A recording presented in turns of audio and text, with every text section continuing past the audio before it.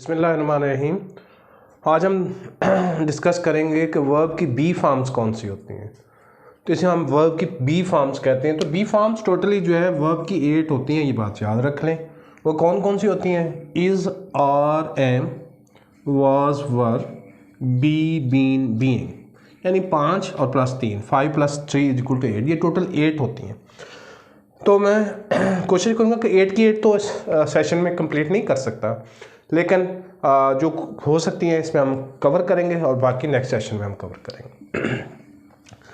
तो ये है जी बी फॉर्म। अब इनके बारे में हमने ये देखना है कि ये जो वर्ब की बी फॉर्म्स होती हैं ये हेल्पिंग वर्ब के तौर पर यानी ऑक्सिलरी के तौर पर एक्ट करती हैं, ऑक्सिलरी वर्ब के तौर पर एक्ट करती हैं, या ये जो है मेन वर्ब के तौर पर एक्ट करती हैं।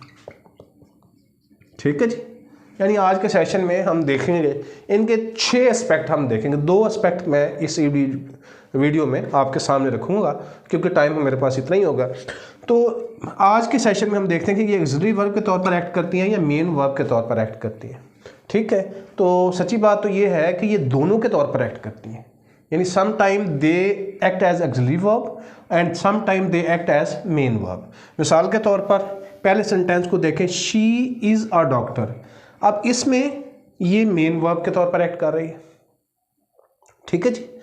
दूसरे में देखें, शी इज़ प्रैक्टिसिंग। इसमें मेन वर्ब प्रैक्टिस है और इज़ जो है वो हेल्पिंग वर्ब यानी ऑक्सिलरी के तौर पर एक्ट कर रही है, इसमें ऑक्सिलरी के तौर पर एक्ट कर रही है। अब अगर हम नेक्स्ट में देखें, ही हैज़ बीन, इसमें हमने बीन को बी फॉर्म्स में उठाया है कि बीन अगर यूज़ करें तो किस तरह यूज़ करेंगे। तो इसमें देखें, he has been faithful to his country, यानी वो अपने मुल्क का वफादार रहा है। तारीफ़ की जा रही है उसकी कि अपने मुल्क का वफादार रहा है। तो यहाँ पे ही हैज़ बीन, यहाँ पे हैज़ और आगे ये बीन जो है वो थर्ड फॉर्म के तौर पर लगी हुई है। तो यहाँ पे ये मेन वर्ब के तौर पर एक्ट कर रही है बीन।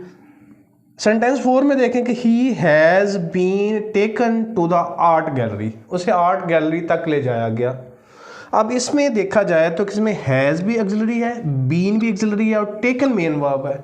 जिसमें मेन वर्ब होता है अगर उसमें ये बी फॉर्म्स आए तो वो ऑक्सिलरी के तौर पर आती हैं, और जिसमें मेन वर्ब नहीं होता तो उसमें अगर बी फॉर्म्स आए तो ये यही मेन वर्ब जो है तस्वर की जाती है। नेक्स्ट देखते हैं, आई विल बी प्रेजेंट।